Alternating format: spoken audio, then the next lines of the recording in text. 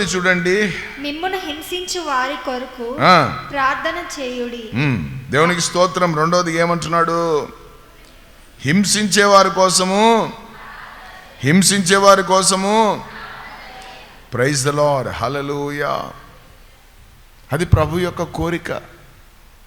హింసించే వాళ్ళని మనం ఇంకా హింసించాలనుకుంటాం, కానీ ప్రభు అంటారు, వారు మాటతో కావచ్చు, వారు ఇంకా ఏ దాంతో అయినా కావచ్చు, మనల్ని హింసిస్తుంటే మనం వారి కోసం ప్రార్థన చేయాలా. ఇప్పుడు సంఘం హింసలు జరుగుతూ ఉన్నాయి. ఎంతోమంది చర్చిల పైన పడి ఏడుస్తున్నారు, సేవకుల పైన పడి ఏడుస్తున్నారు, విశ్వాసుల పైన పడి కదా రకరకాలైన కార్యాలు చేస్తున్నారు, జరుగుతున్నాయి, చూస్తున్నాం. వీటిని బట్టి మనం ఏం చేయాలా? ప్రార్థన చేయాలా. హల్లెలూయా. ఆనాడు ఆది సంఘం చేసింది అదే. శ్రమలు ఎక్కువ కొలది వారు మరీ ఎక్కువగా కూడుకుంటూ, ఎక్కువగా ప్రార్థనలో ఉంటూ, అపొస్తలుల బోధనలో ఉంటూ, రొట్టె విరుచుటలో ఉంటూ, ఎడతెగని ప్రార్థనలో ఉన్నారు, సహవాసంలో ఉన్నారు. కాబట్టి వాక్యము చెప్తుంది, సంఘానికి వ్యతిరేకంగా రూపింపబడిన ఏ ఆయుధాలు కూడా వర్ధిల్లలేదు. దేవునామానికి మహిమ కలుగును గాక. కాబట్టి హింసలు జరుగుతున్న వారి కోసం మనం ఏం చేయాలంట? ప్రైజ్ ద లార్డ్, హల్లెలూయా, హల్లెలూయా. యేసు ప్రభు చేసి చూపించాడు. మనలో కూడా ఆయన కోరుకుంటున్నది అదే. Praise the lord. హింసిస్తున్న వారి కోసం ఏం చేయాలా? నేనంటే పడదని పాట పడకుండా వాళ్ళ కోసం ప్రార్థన చేయి. Praise the Lord. వాళ్ళ కోసం కన్నీళ్ళు కార్చు, వాళ్ళ కోసం ఉపవాసం ఉండు, వాళ్ళ హృదయాలు మారేటట్టు ప్రార్థన చేయి, వారి జీవితాలు మారేటట్టు ప్రార్థన చేయి. హల్లెలూయా. ప్రార్థనకు మించిన ఆయుధం ఏది కూడా లేదు దేవుని బిడ్డ. హల్లెలూయా. ఎందుకంటే పక్కవాడితో చెప్పండి, ప్రార్థన పరిస్థితులను మారుస్తుంది అని. 5:48 వచనం. మీ పరలోకపు తండ్రి పరిపూర్ణుడు గనుక మీరును పరిపూర్ణులుగా ఉండెదరు. ఆమేన్, హల్లెలూయా. మూడవదిగా ఆయన కోరిక ఏంటంటే మన పరలోకపు తండ్రి పరిపూర్ణుడు. సో మనము కూడా ఏమై ఉండాలట? పరిపూర్ణమై ఉండాలి.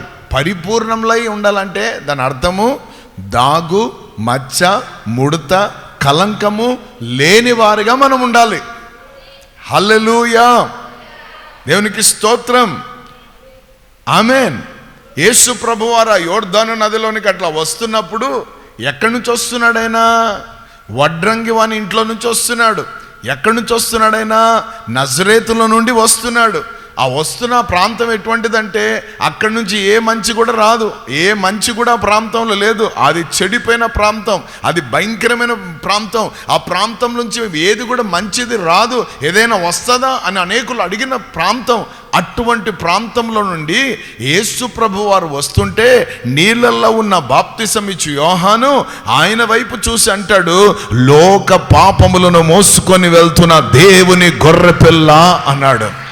ఇంకా యేసు ప్రభు ఏ బోధించలేదు, ఇంకా యేసు ప్రభు ఏ అద్భుతము చేయలేదు, ఇంకా యేసు ప్రభు ఏ ఆశ్చర్యకారం చేయలేదు. అసలు ఇంకా యేసు ప్రభు పరలోక సంబంధమైనది ఏది కూడా మాట్లాడలేదు.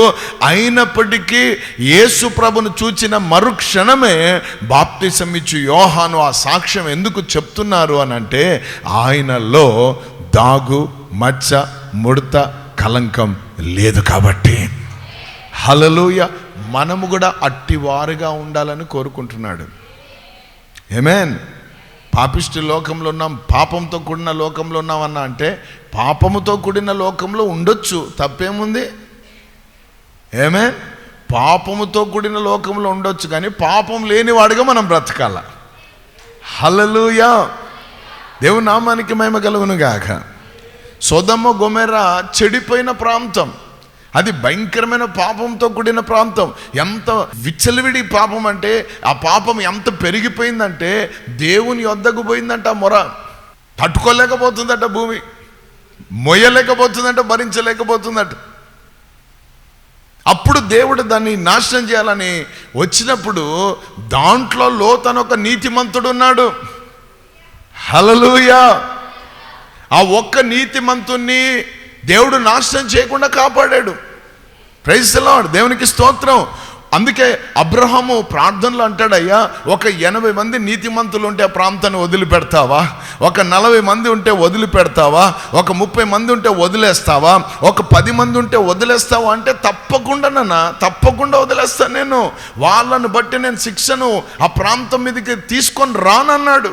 అయితే అంత పెద్ద ప్రాంతంలో ఒక్కడు నీతిమంతుడు లేడట.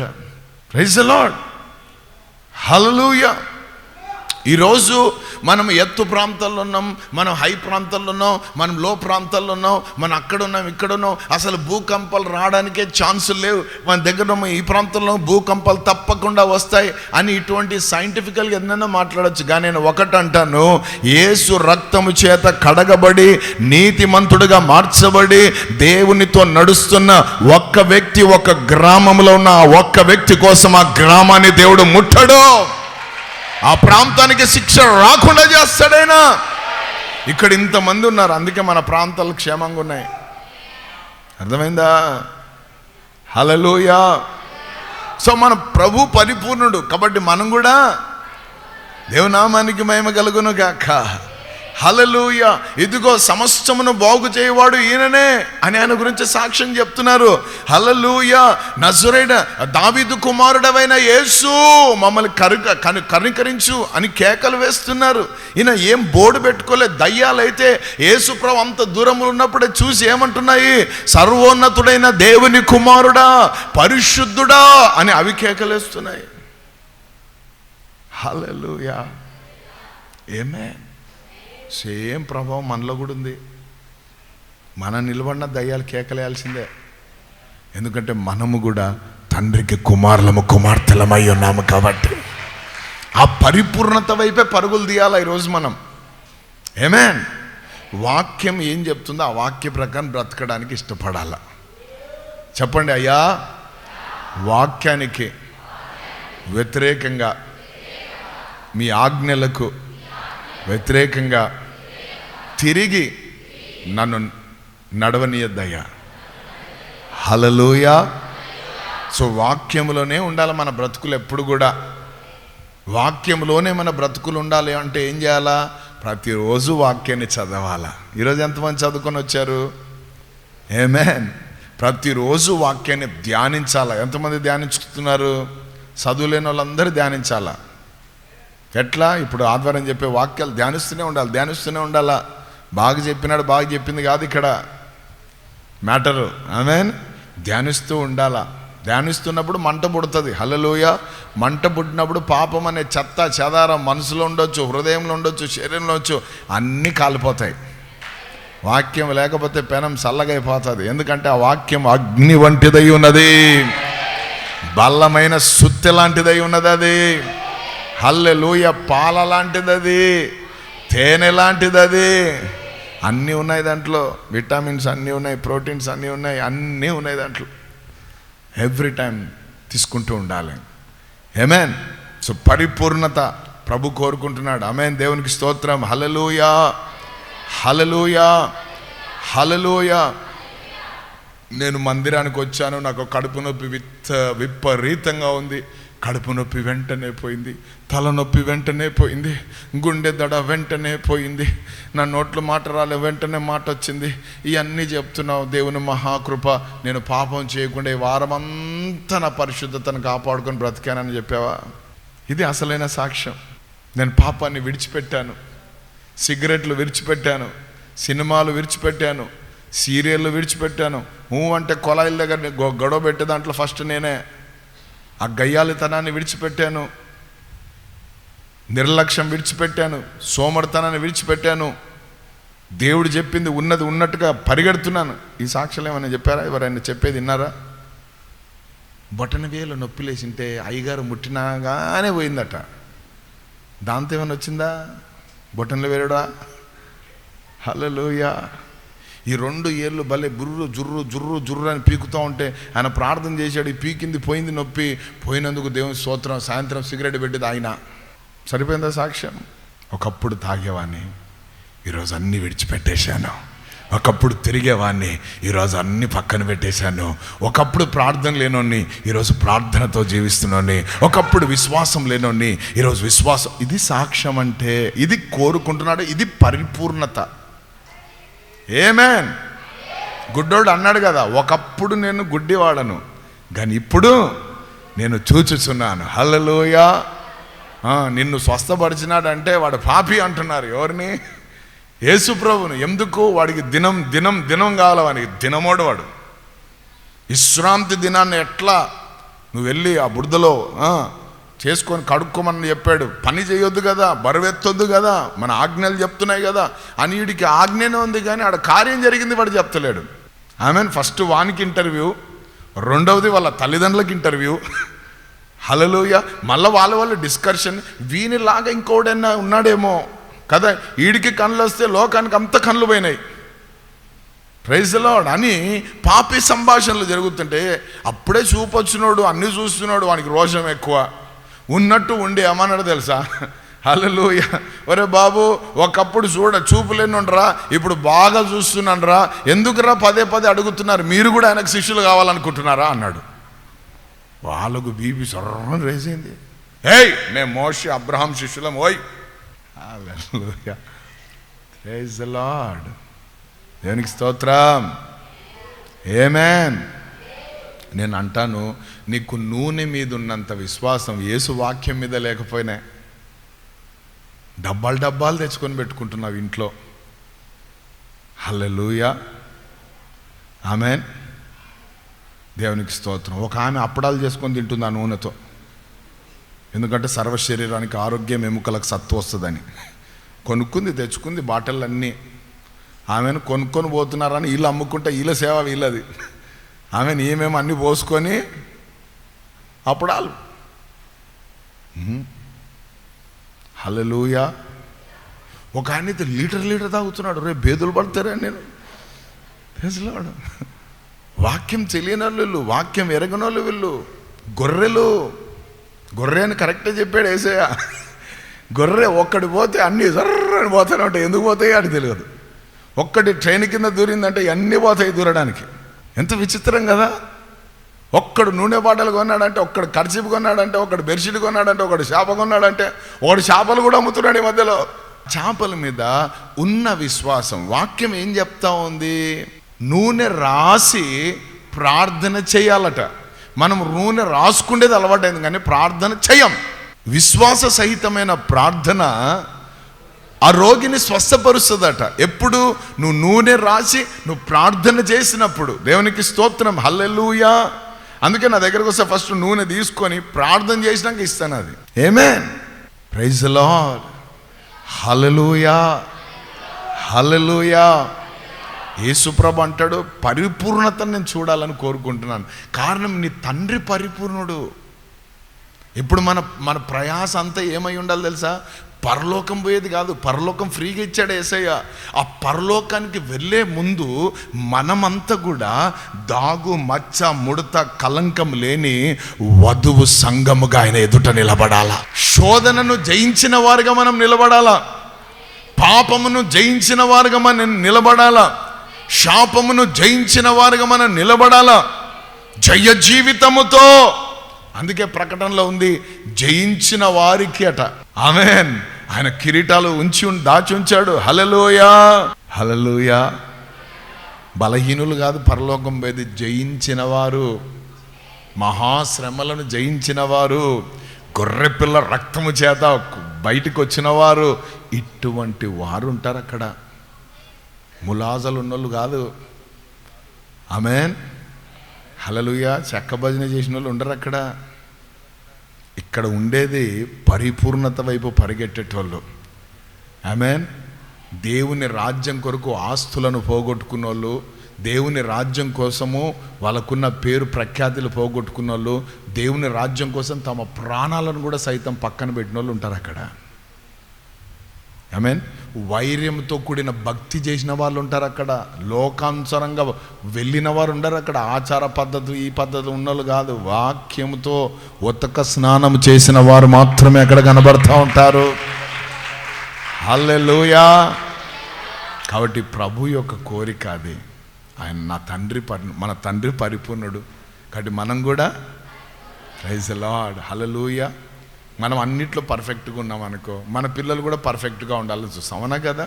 ఇప్పుడు మనం మంచి రాయల్ బట్టలు వేసుకున్నాం, మంచి సూట్ బూట్ వేసాం, మన పిల్లోడు ఇక్కడ చినిగిపోయినాయి, ఇక్కడ చినిగిపోయినాయి, ఇక్కడ చినిగిపోయి అన్ని చినిగిపోయినాయి వేసుకొని మన పక్క నిలబడ్డాడు అనుకో, ఏంద్రా అది అంటే బెగ్గర్ జీన్స్ నాయనా, పేరు చూడండి ఎట్లుందో, ఏం జీన్స్ అంట, 3,000 అంట మా ప్యాంటు. నాకైతే 30 డ్రెస్సులు వస్తాయి, హల్లెలూయా. చినిగిపోయిన దానికి 3,000 బెగ్గర్ జీన్స్ నాయనా, హల్లెలూయా. ఫీల్ అవుతాం, బాధపడతాం, వెంటనే ఏమంటాం, మార్చుకోపోరా, మార్చుకోపో, పోరా పోరా. వాళ్ళు కూడా మంచిగా వేసుకున్నారనుకో, నీది సేమ్ కలర్, మీ పిల్లోంది సేమ్ కలర్ వేసుకుంటే ఎట్లా కనబడుతుంటారు మీరు ఇద్దరు.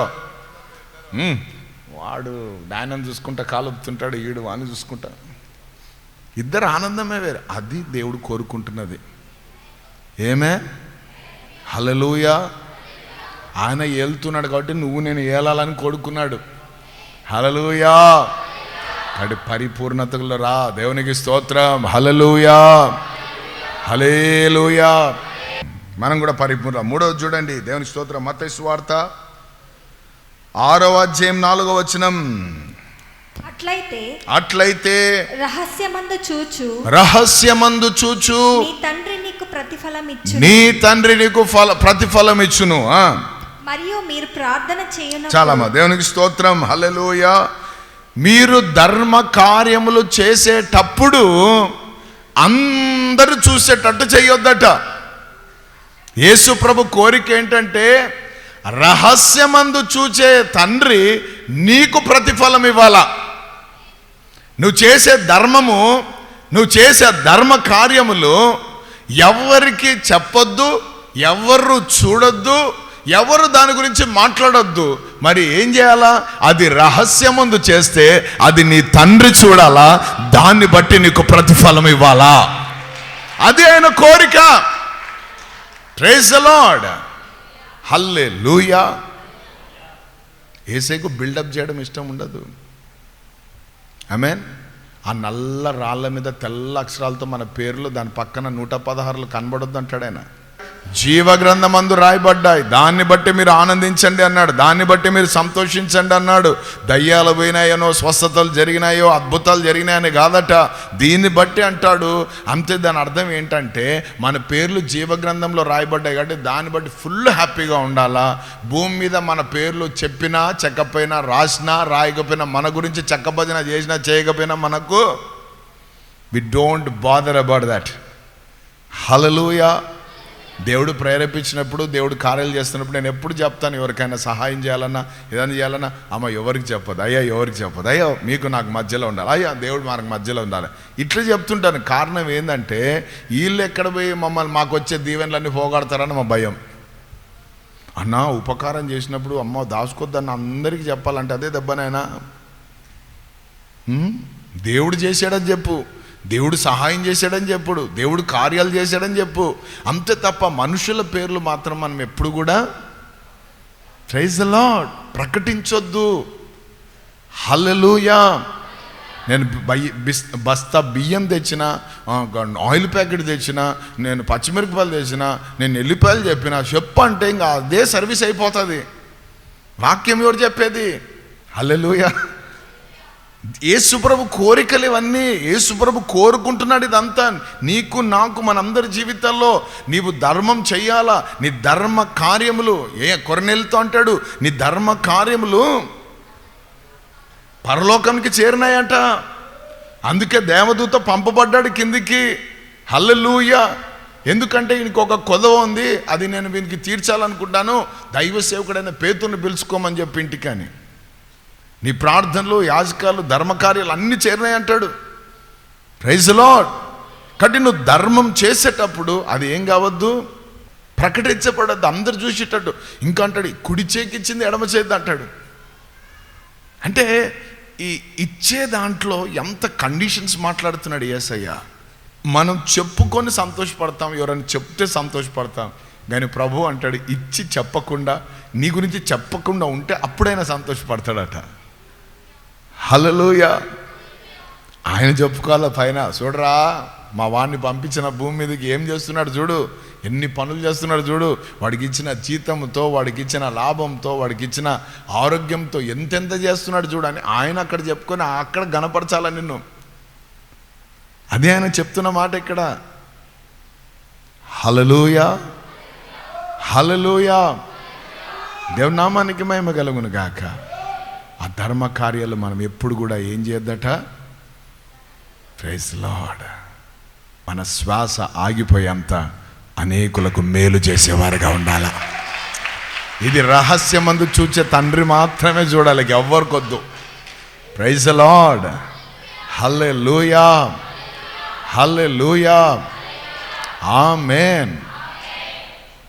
ఆయన సంకల్పం చొప్పున పిలువబడిన వారికి అన్ని మేలుకరంగా సమకూడి దేవుడు జరిగిస్తాడు. హల్లెలూయా. అది దేవుని కార్యం. ఆమేన్. ప్రభు కోరుకుంటున్నది అదే. ఈరోజు ధర్మ కార్యాలు, ప్రైజ్ ది లార్డ్, ఆయన చూచి, రహస్యమందున్న తండ్రి చూచి నీకేమి ఇవ్వాలట?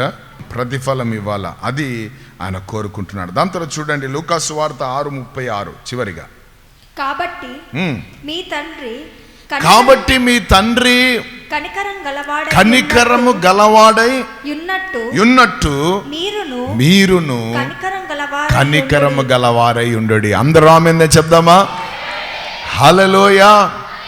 మన తండ్రి ఎవరు? సో మనం ఏమై ఉండాలని ఆశిస్తున్నాడు యేసయ్య. ఆమేన్, హల్లెలూయా. సో మన హృదయం నిండా కనికరం ఉండాలి, మన మనసు నిండా కనికరం ఉండాలి. We must have the passion, compassion. ఆమేన్. కనికరముతో మనము కదలాడాలి, కనికరముతో మనం బ్రతకాలి. మన కళ్ళు ఎప్పుడు కూడా కనికరముతో నింపబడి ఉండాలి. కనికరం ఎంత బలమైందంటే ఎటువంటి వ్యాధినైనా స్వస్థపరుస్తుంది. హల్లెలూయా. మన పరలోకపు తండ్రి కనికరం కలిగిన వాడు.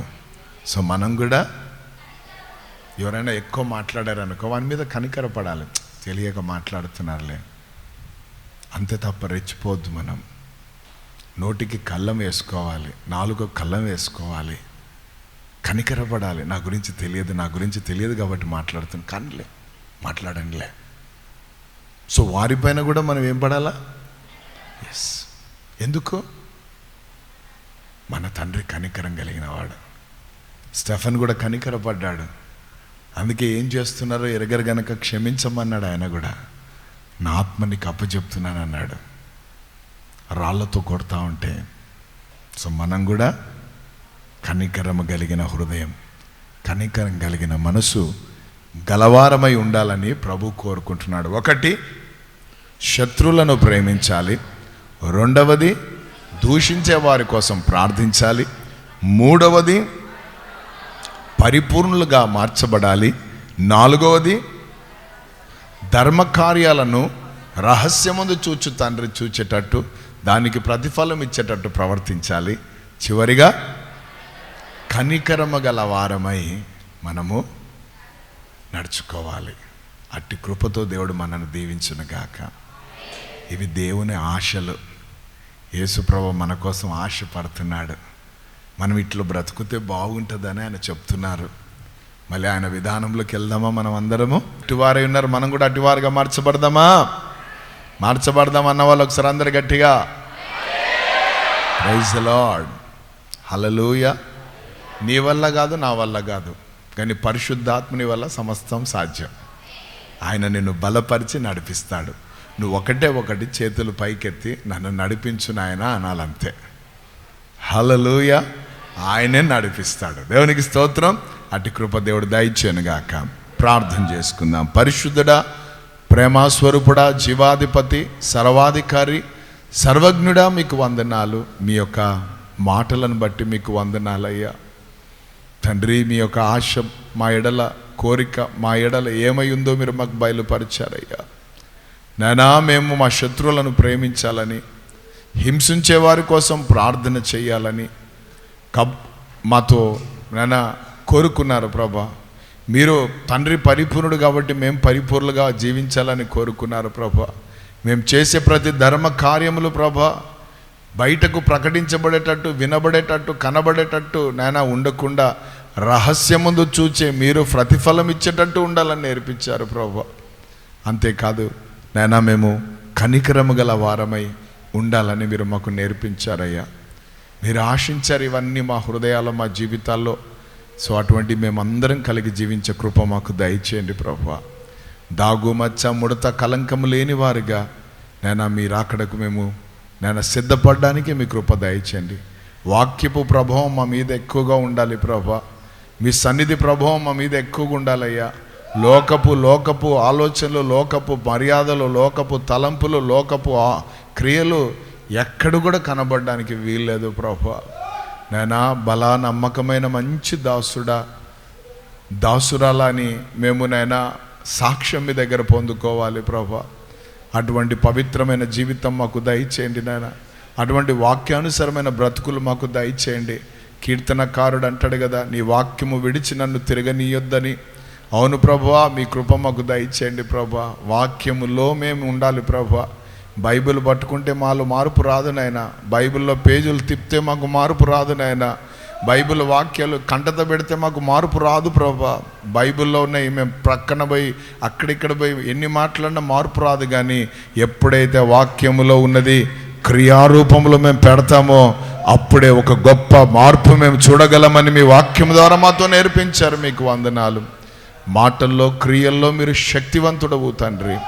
సో మేము అట్టివారుగా జీవించే కృప మా అందరికీ దయచేయండి, మా అందరికీ దయచేయండి. మనుషులను కాదయ్యా, మిమ్మల్ని సంతోషపెట్టే బిడ్డలుగా మమ్మల్ని తయారు చేయండి నాయన. ఈరోజు ఈ చివరి దినాల్లో చాలామంది మనుషులను సంతోషపెట్టే పరిస్థితులలో ప్రయత్నాలలో ఉంటున్నారు నాయన. అది కాదయ్యా. మీరు మా ఎడల సంతోషంగా ఉన్నారా లేదా? ఇతడు నా ప్రియ కుమారుడు, ఇతని యందు నేను ఆనందిస్తున్నానని మీకు ప్రియ కుమారుడైన యేసు గురించి సాక్ష్యం చెప్పినట్లు మేము అట్టి సాక్ష్యాలు పొందుకోవాలి మీ దగ్గర నుండి ప్రభువా. అట్టి బ్రతుకులు మాకు మా అందరికీ దయచేయండి. మేమునైనా మొట్టమొదటిగా మా కుటుంబాలను ప్రేమించే హృదయం మాకు దయచేయండి. మా కుటుంబాలలో ఆరోగ్యకరమైన ప్రేమలు ఉండే కృప దయచేయండి నాన్న. ఎప్పుడు మా నాన్న తిడతాడు, ఎప్పుడు మా అమ్మ తిడుతుంది, ఎప్పుడు మా వాళ్ళు దూషిస్తారు, ఎప్పుడు మా వాళ్ళు పట్టించుకోరు, ఈ సాక్ష్యాలు వినబడడానికి వీలు లేదు ప్రభువా. నాన్న, ప్రేమించే తల్లిదండ్రులు నాకు దేవుడు ఇచ్చాడు, ప్రేమించే భర్త నాకు ఇచ్చాడు, ప్రేమించే భార్య నాకు ఇచ్చాడు, ప్రేమించే సహోదరులు నాకు ఇచ్చాడు. అందును బట్టి దేవునికి స్తోత్రం అన్న సాక్ష్యాలు ప్రతి ఇంట వినబడును గాక. అట్టి కార్యాలు జరిగించండి. ప్రేమలను నాయన దొంగలించే దయ్యాలన్నిటినీ యేసు నామములో బంధిస్తున్నాను తండ్రి. మీ కృప చూపించండి అయ్యా. యేసు నామములో ప్రార్థిస్తూ వేడుకుంటున్నాం మా పరలోకపు తండ్రి. ఆమేన్, ఆమేన్. God bless you. హల్లెలూయా. ప్రభు నామానికి మహిమ కలుగును గాక. ఆకాశమందు నీవు తప్ప